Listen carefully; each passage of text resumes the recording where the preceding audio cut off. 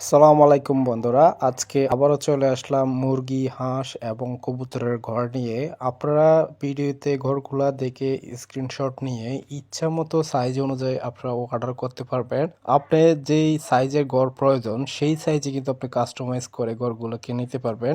এই দুটি ঘর দেখতে পাচ্ছেন, এগুলো হচ্ছে চিটাগাং থেকে অর্ডার আসছে এখানে।